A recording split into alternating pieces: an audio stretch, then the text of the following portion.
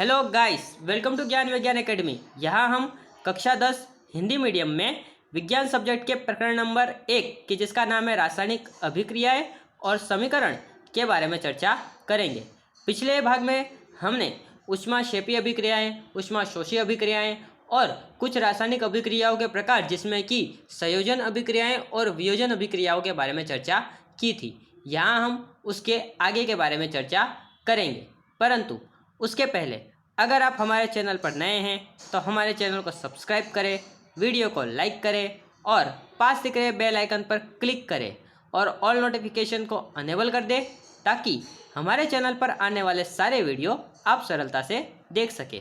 तो देखिए, पिछले भाग में हमने कुछ दो अभिक्रियाओं के बारे में चर्चा की थी। पिछले भाग में हमने संयोजन अभिक्रियाओं के बारे में चर्चा किया और उसके पश्चात हमने वियोजन अभिक्रियाओं के बारे में चर्चा किया।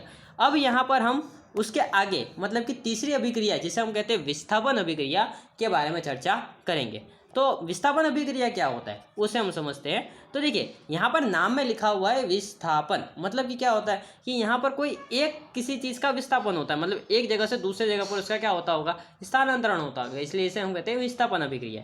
तो यहाँ पर भी कुछ इसी प्रकार की अभिक्रियाएँ होती है। यहाँ पर कोई एक परमाणु जो है वो क्या होता है कि वो दूसरे जगह पर विस्थापित हो जाता है। कोई एक परमाणु होगा या फिर कोई एक परमाणु समूह होगा, वो एक जगह से दूसरे जगह पर विस्थापित हो जाता है, इसलिए हम इसे कहते हैं विस्थापन अभिक्रिया है। नाम से ही आपको पता चलता होगा। तो देखिए, ऐसी अभिक्रिया है जिसमें अभिकारक का परमाणु या फिर परमाणु समूह दूसरे अभिकारक के परमाणु या परमाणु समूह द्वारा क्या होता है, विस्थापित हो जाता हो, तो उसे हम कहेंगे विस्थापन अभिक्रिया। तो देखिए, विस्थापन अभिक्रियाओं के कुछ एग्जाम्पल की हम बात करें तो यहाँ पर एक एग्जाम्पल हमें दिया गया है। तो देखिए क्या है कि CuSO4 है, जो जिसे हम कॉपर सल्फेट कहते हैं, उसका हम जिंक के साथ अभिक्रियाएं कराएंगे तो क्या होगा कि ये जो जिंक है ना, जिंक अधिक सक्रिय धातु है, तो वो क्या करेगा कि ये जो कॉपर है उसका विस्थापन कर देगा। मतलब कि विस्थापन का मतलब क्या है कि यहाँ से कॉपर जो है SO4 में से कॉपर को हटा देगा और SO4 का स्थान जिंक ले लेगा और हमें देगा ZnSO4, जो आप यहाँ पर देख सकती है। देखिए यहाँ पर ZnSO4 मतलब कि जिसे हम जिंक सल्फेट कहते हैं और Cu हमें दिखाई देता है। अब हमें कैसे पता चलेगा कि जिंक ने उसका विस्थापन कर दिया? तो होता क्या है कि देखिए, हम एक बीकर में क्या करते हैं कि कॉपर सल्फेट लेते हैं। अब याद रखिए कि ये जो कॉपर सल्फेट है वो नीले रंग का एक द्रव्य होता है, जो दिखने में हल्का नीले रंग का होता है, परंतु जब हम इसके अंदर जिंक धातु के टुकड़े डालते हैं तो ये जो इसका हल्का नीला रंग है वो दूर हो जाएगा और ये जो कॉपर सल्फेट का विलयन है वो रंग विहीन हो जाता है। इससे पता चलता है कि जिंक धातु ने क्या किया होगा, ये जो कॉपर धातु है उसका विस्थापन कर दिया। अब ऐसा तो जरूरी नहीं, अगर हम ऐसा ही उल्टा अभिक्रिया करें, जैसे कि हम बात करें ZnSO4 का अगर हम कॉपर के साथ विस्थापन करें तो क्या यह अभिक्रिया होगी? तो बिल्कुल नहीं होगी। क्यों नहीं होगी? तो देखिए क्यों नहीं होती, क्योंकि ये जो कॉपर है वो जिंक से कम सक्रिय धातु है, इसलिए ये जो कॉपर है वो जिंक को विस्थापित कर पाती नहीं है। तो मतलब कि कौन सी धातु किससे अधिक सक्रिय धातु होगी, कौन सी धातु कम सक्रिय धातु होगी, ये हम कैसे पता लगा सकते हैं? तो याद रखिएगा कि देखिए, इसके लिए हम अलग से प्रयोग आता है और आपको सक्रियता श्रेणी हमें याद रखनी पड़ेगी। अब याद रखिएगा कि जो सक्रियता श्रेणी होती है उसमें जो जिंक है वो कॉपर से अधिक सक्रिय धातु है, इसलिए जिंक कॉपर का विस्थापन कर देता है। तो जो अधिक सक्रिय धातु होती है वो कम सक्रिय धातु का विस्थापन करेगी, परंतु कम सक्रिय धातु अधिक सक्रिय धातु का विस्थापन कर पाती नहीं है। मतलब कि अगर हम ZnSO4 में से कॉपर द्वारा विस्थापन करने का प्रयत्न करें तो यह अभिक्रिया आगे हो पाएगी नहीं। तो इस अभिक्रिया में क्या होता है कि जो अधिक क्रियाशील धातु होता है वो कम क्रियाशील धातुओं को विस्थापित कर देता है। अब कौन सा अधिक क्रियाशील धातु है, कौन सा कम क्रियाशील धातु है? तो याद रखिएगा कि आपको अगर कम क्रियाशील धातुओं की बात करें तो कम क्रियाशील धातुएं बहुत ही उम्दा धातुएं मानी जाती है। जैसे कि मैं बात करूं तो जो प्लेटिनम है या सोना है, चांदी है, तो ये बहुत ही कम सक्रिय धातु होती है, जिसे हम उम्दा धातु कहते हैं। इनके ऊपर जंग या फिर किसी के साथ जल्दी अभिक्रिया करती नहीं है। जबकि मैं दूसरे धातुओं की बात करूं, जैसे कि मैं बात करूं सोडियम की या फिर पोटेशियम की, तो ये बहुत ही सक्रिय धातु होती है। ये तो मुक्त अवस्था में होते हुए भी मुक्त अवस्था में भी स्वतंत्र रूप से नहीं रह सकती। जैसे कि मैं बात करूं सोडियम की, तो सोडियम इतनी सक्रिय धातु होती है कि यदि हम इसे हवा में मुक्त अवस्था में छोड़ दें तो ये बहुत तेज़ी से जलने लगेगा, या फिर हम इसे पानी के अंदर डाल दें तो ये तड़तड़ की आवाज़ के साथ जलता है। तड़तड़ की आवाज़ के साथ उसके जैसे कि पानी के अंदर पटाखे फूट रहे हो, इस प्रकार से सोडियम भी पटाखे के साथ फूटता है। तो इसलिए सोडियम को हम लोगों को सुरक्षित रखने के लिए हम क्या करते हैं कि उसे हम केरोसिन के अंदर रखते हैं, जिससे कि सोडियम जो है वो सुरक्षित रह सके। नहीं तो ये जो सोडियम है वो सुरक्षित रह पाएगा नहीं। क्यों नहीं रह पाएगा? क्योंकि ये बहुत ही सक्रिय धातु है।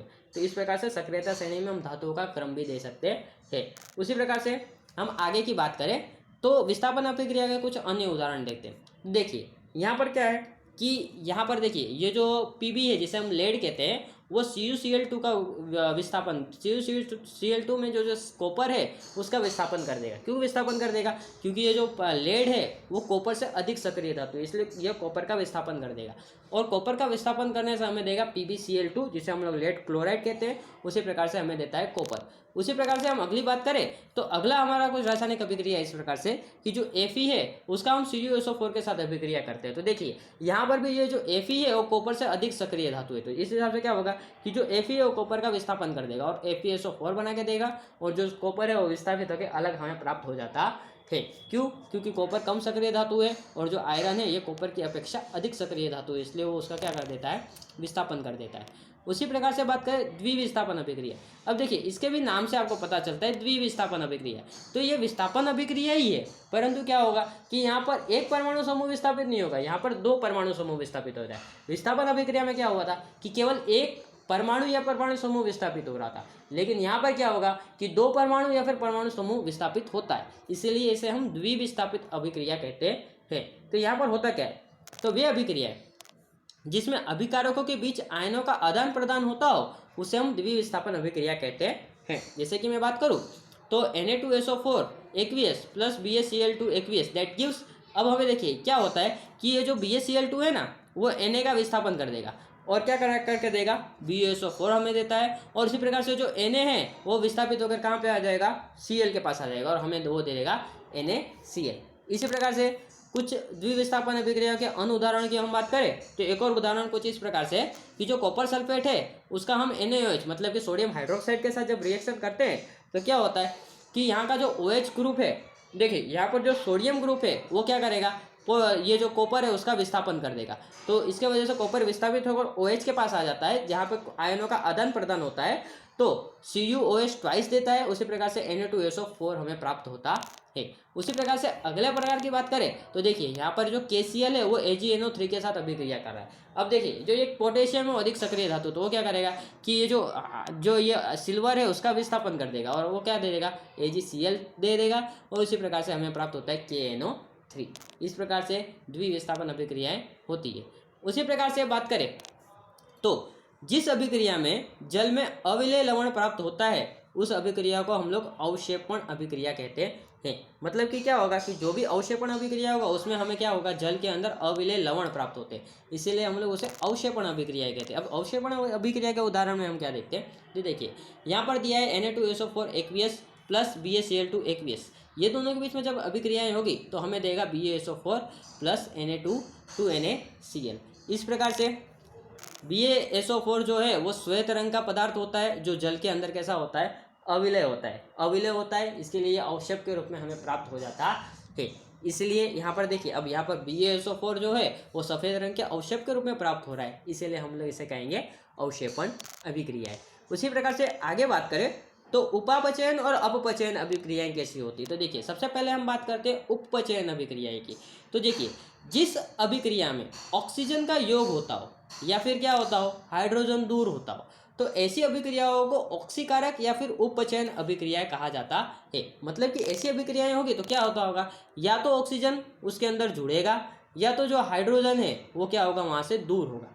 ऑक्सीजन का जुड़ना या फिर हाइड्रोजन का दूर होना, दोनों को ही हम कहते हैं ऑक्सीकरण अभिक्रिया, जिसे हम कहेंगे उपपचयन, हिंदी में कहते हैं जिसे उपपचयन अभिक्रिया।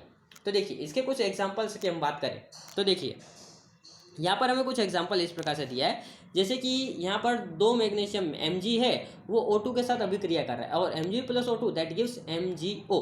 अब यहाँ पर देखिए मैग्नीशियम में ऑक्सीजन जुड़ रहा है, मतलब कि ऑक्सीजन का योग हो रहा है, तो ऑक्सीजन का योग हो रहा है इसलिए हम इसे कहेंगे ऑक्सीकारक अभिक्रिया और मैग्नीशियम ऑक्साइड हमें प्राप्त होता है। उसी प्रकार से दूसरा ऑक्सीकारक अभिक्रिया के उदाहरण देखें तो यहाँ पर देखिए जो S है O2 के साथ अभिक्रिया कर रहा है। अब देखिए ये सल्फर में ऑक्सीजन जुड़ रहा है तो ऑक्सीजन का योग होना, तो ऑक्सीजन के योग होने की जो प्रक्रिया होती है उसे हम कैसा अभिक्रिया कहेंगे, तो ऑक्सीकारक या फिर उपचयन अभिक्रिया कहेंगे। तो मतलब कि ये भी एक उपचयन का उदाहरण है। उसी प्रकार से हम बात करें तो जो दूसरी अभिक्रिया है यहाँ पर क्या होगा, तो देखिए ये जो H2S है वो O2 के साथ अभिक्रिया करता है। अब O2 के साथ अभिक्रिया करने के पश्चात ये हमें देगा ट्वाइस H2O प्लस 2 सल्फर। अब यहाँ पर देखिए जो यहाँ पर जो सल्फर है उसका विस्थापन हो जा रहा है ऑक्सीजन के द्वारा। अब देखिए यहाँ पर हाइड्रोजन के अंदर ऑक्सीजन जुड़ रहा है, इसीलिए हम इसे कहेंगे ऑक्सीकारक अभिक्रिया।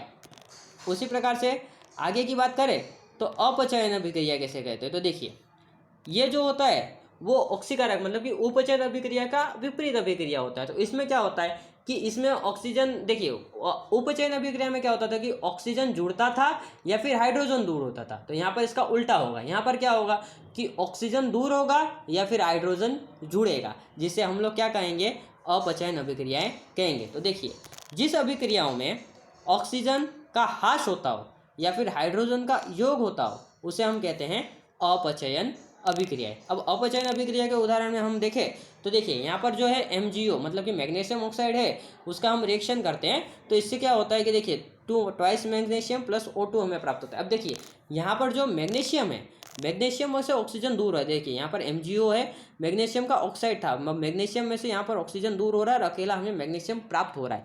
इसके वजह से यहाँ पर जो मैग्नीशियम है उसका क्या कहा जाएगा, अपचयन हुआ कहा जाएगा। क्यों अपचयन हुआ कहा जाएगा, क्योंकि ये मैग्नीशियम में से जो ऑक्सीजन है वो दूर हुआ है। उसी प्रकार से हम बात करें ट्वाइस KCl3 की, तो यहाँ पर देखिए ऑक्सीजन यहाँ से दूर होता है और 3O2 हमें देता है और ट्वाइस KCl देता है। अब देखिए यहाँ पर KCl हमें प्राप्त हो रहा है, इसके वजह से देखिए अब KClO3 में से यहाँ पर ऑक्सीजन दूर होने के कारण KCl हमें प्राप्त हुआ है। तो जो KCl है इसका अपचयन हुआ ऐसा कहा जाएगा। उसी प्रकार से अगला एग्जाम्पल देखें तो देखिए यहाँ पर H2 है वो Cl2 के साथ अभिक्रिया कर रहा है और हमें दे रहा है ट्वाइस HCl। अब देखिए यहाँ पर Cl2 में हाइड्रोजन ऐड हो जा रहा है, तो देखिए हाइड्रोजन का ऐड होना मतलब कि हाइड्रोजन का योग होना वो भी तो अपचयन अभिक्रिया मानी जाती है। तो मतलब कि ये भी एक अपचयन अभिक्रिया का उदाहरण है।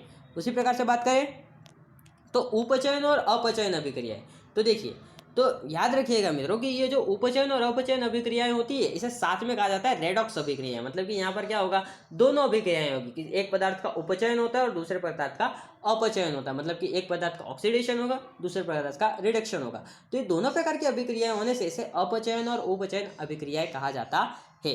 तो देखिए याद रखिएगा कि ये जो अभिक्रियाएं हमारे दैनिक जीवन में प्रत्येक जगह पर ये जो रेडॉक्स अभिक्रियाएं वो हमें देखने को मिलती है। जैसे कि बात करें तो जिन रासायनिक अभिक्रियाओं में एक अभिकारक उपचयित होता है तथा दूसरी अभिकारक अपचयित होता हो तो उस अभिक्रियाओं को उपचयन और अपचयन अभिक्रिया या फिर रेडॉक्स अभिक्रियाएं कहते हैं। जैसे कि मैं बात करूं यहाँ पर मुझे एक एग्जांपल दिया है, जैसे कि CuO मतलब कि कॉपर का जो ऑक्साइड है वो H2 के साथ रिएक्शन कर रहा है। अब देखो H2 के साथ रिएक्शन करने की वजह से क्या हो रहा है कि देखिए ये जो H2 है, H2 के अंदर ऑक्सीजन जुड़ जा रहा है, तो क्या हुआ कि जो हाइड्रोजन है हाइड्रोजन का हो गया उपचयन, जिसके वजह से हाइड्रोजन ऑक्साइड प्राप्त हो रहा है।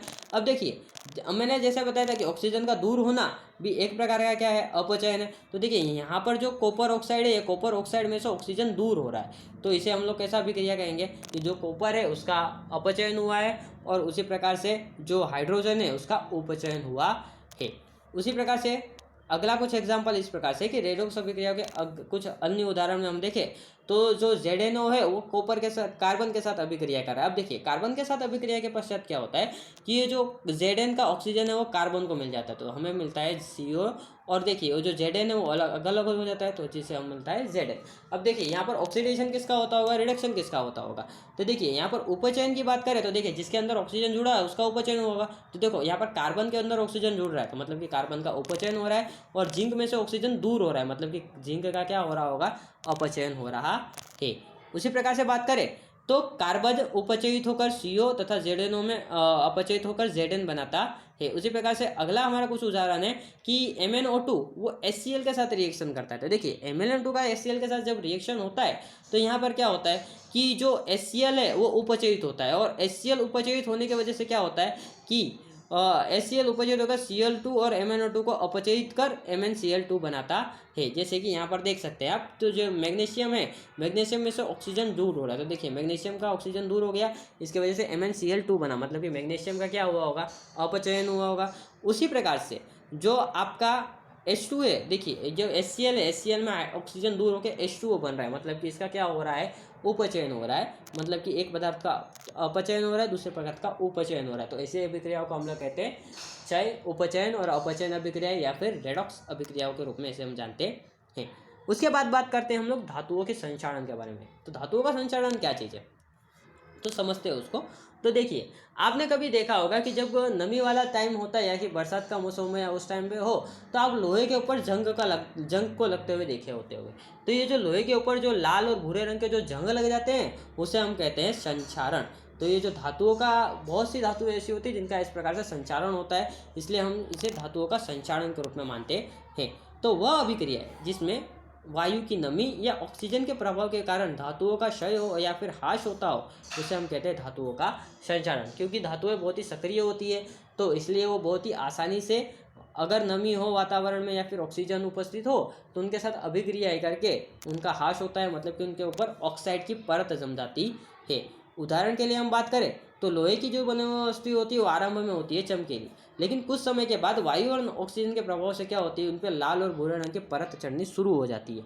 और ये जो लाल और भूरे रंग की जो उनके ऊपर परत चढ़ रही है, मतलब कि उनका जो ऑक्सीडेशन हो रहा है, उसे कहा जाता है उसका जंग लगना। तो जंग लगने की वजह से हमारे लिए बहुत ही नुकसानकारक जो होता है, ये बहुत ही धातु का नुकसान करते हैं और लोगों को बहुत ही ज़्यादा नुकसान इसका देखने को मिलता है। अब देखिए, ऐसा नहीं है कि खाली ये जो लोहा है, लोहे के ऊपर ही जंग लगता है, अन्य धातुएं भी है जिनके ऊपर इस प्रकार के जंग हमें देखने को मिलते हैं। जैसे कि मैं बात करूँ, जो कॉपर है वो, उसके ऊपर हमें काले रंग का जंग चढ़ता है, मतलब कि काले रंग का ऑक्साइड उसका जमा होता है।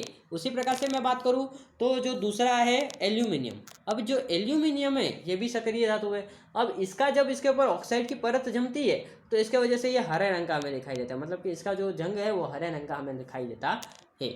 उसी प्रकार से इस तरह जो चांदी की सतह है उस पर काले रंग का और तांबे की सतह पर हरा रंग का संचारण हमें देखने को मिलता है। उसी प्रकार से बात करें तो संचारण के नुकसान की, तो देखो संचारण के कारण क्या होता है कि ढांचे, पाल, लोहे की रेलिंग, जहाज या धातु या फिर विशेषकर बनी हुई जो लोहे की वस्तु होती है उसको बहुत ही अधिक क्षति पहुंचती है। और क्षतिग्रस्त लोहे को बदलने के लिए हर वर्ष हमें बहुत ही अधिक पैसा खर्चा करना पड़ता है। तो हमें संचारण का उपाय ढूंढना बहुत ही अधिक आवश्यक है।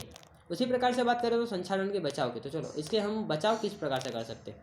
तो देखिए, हम क्या कर सकते हैं कि संचारण से बचाव करने के लिए हम लोहे पर पेंट कर सकते हैं। देखिए, उस पर पेंट लगा सकते हैं, जिसके वजह से क्या होगा कि लोहे का जो ऑक्सीजन के साथ है वो संपर्क टूट जाएगा। अब ऑक्सीजन के साथ संपर्क टूटेगा तो मतलब कि लोहे के ऊपर ऑक्साइड की परत नहीं जमा होगी। ऑक्साइड की परत जमा नहीं हो रही है, इसका मतलब क्या हुआ कि उसको हम लोग संचारण से बचा सकते हैं। तो इसी प्रकार से जो संचारण या बचाव का एक अच्छा उपाय है, उसके ऊपर पेंट लगा दे, जिससे लोहा वायु और ऑक्सीजन के संपर्क में ना आए, जिससे उस पर जंग लगने से बचाया जा सकता है। या फिर हम क्या कर सकते हैं कि हम अधिक क्रियाशील धातु की सतह पर कम क्रियाशील धातु की परत चढ़ा सकते हैं। जैसे कि मैं बात करूं तो जो हमारा जहाज होता है, तो जहाज में क्या किया जाता है कि जो लोहा है, लोहे के ऊपर हम क्या करते हैं कि उसके बाजू में जो जिंक का परत चढ़ा देते हैं। अब जिंक जो अधिक क्रियाशील धातु है वो क्या करेगा कि अगर ऑक्सीजन लोहे के संपर्क में आएगा उससे पहले वो जिंक के संपर्क में आएगा और जिंक पे जंग चढ़ा देगा, जिसकी वजह से जो लोहा है वो बच जाता है। तो इस प्रकार से जो लोहा है ये लंबे समय तक टिकता है। तो इस प्रकार से जो कम सक्रिय धातु है उसके ऊपर अधिक सक्रिय धातु की जो परत लगानी होती है, इस अभिक्रिया को कहा जाता है यशद लेपन, या फिर इसे दूसरे शब्दों में कहा जाता है गैल्वेनाइजेशन। और ये मुख्य रूप से कहाँ पे प्रसिद्ध होती है, तो लोहे की वस्तुओं पर जिंक की परत लगाने में यह ज़्यादातर प्रसिद्ध है ये प्रवृत्ति। अब ये जो जिंक की परत लगाई जाती है इसे हम कहते हैं गैल्वेनाइज जिंक। किस प्रकार का जिंक, तो याद रखिएगा इसे हम गैल्वेनाइज जिंक कहेंगे। उसी प्रकार से हम बात करें तो विकृति गंधता, तो विकृति गंधता हम किसे कहते हैं, तो उसके बारे में बातें करते हैं। तो देखिए, जब वसायुक्त और तेलीय खाद्य सामग्री को आप अधिक समय तक रखेंगे तो उसका स्वाद में और गंध में जो परिवर्तन आता है वो किसके वजह से आता होगा। तो देखिए वायु में उपस्थित ऑक्सीजन जो है वो तेल या वसा के साथ अभिक्रिया करके उसे उपचयित कर देता है, जिसके वजह से उनका जो स्वाद है और गंध है वो बदल जाता है और उसी को हम लोग क्या कहते हैं, विकृति गंधता देखने को कहते हैं। अब जो ये जो विकृति गंधता है ज़्यादातर तेलीय वस्तुओं में हमें देखने को मिलती है। जैसे कि मैं बात करूँ तो आपके वेफर्स हो गए या फिर कोई तेलीय सब्जी या फिर पूरी हुई उनमें ये इस प्रकार की विकृति गंधता हमें नॉर्मल देखने को मिलती है। तो विकृति गंधता को रोकने के कुछ उपाय भी हमें यहाँ पर दिए गए हैं। तो देखिए क्या कर सकते हैं हम लोग कि जो तेलीय और वसायुक्त खाद्य सामग्री है उसे उपचयन से बचाने के लिए उसके ऊपर हम प्रतिऑक्सीकारक पदार्थ मिला सकते हैं। जैसे कि वेफर्स या फिर वो है तो उसके ऊपर हम प्रतिऑक्सीकारक पदार्थ लगा सकते हैं जिससे कि हम लोग उसका उपचयन रोक सकें। उसी प्रकार से हम बात करें तो खाद्य सामग्री को वायुरोधी बर्तन में रखना चाहिए जिससे कि उनकी उपचयन की जो अभिक्रिया है उसे हम क्या कर सके, धीमा कर सके। और उसी प्रकार से अगर तीसरे वगैरह बताए तो हम क्या कर सकते हैं कि चिप्स को पैकिंग करते समय उसमें से ऑक्सीजन हटाकर उसमें नाइट्रोजन जैसे कम सक्रिय गैस भर दें जिससे कि चिप्स का उपचयन हो पाएगा नहीं। अब नाइट्रोजन ही गैस क्यों भरते हैं, तो देखिए जो ऑक्सीजन होता है उसकी जो दहन क्षमता होती है अधिक होती है, दहन पोषक गैस है, तो उसकी जो ये दहनशीलता है, सक्रियता है, ये उसके कम करने का काम कर देता है नाइट्रोजन, जिसकी वजह से हम उसे कम सक्रिय धातु का जब उसके अंदर गैस भर देंगे तो उनका जो चिप्स है उनका उपचयन बचाया जा सकता है। मुख्य रूप से जो ये उपचयन है इसका उपयोग वेफर्स की जो कंपनियां होती है वो अपने चिप्स को बचाने के लिए इस प्रकार के ही उपचयन अभिक्रियाओं का उपयोग करती है। Finally this is the end of our lecture. Thanks for watching this and God bless you all.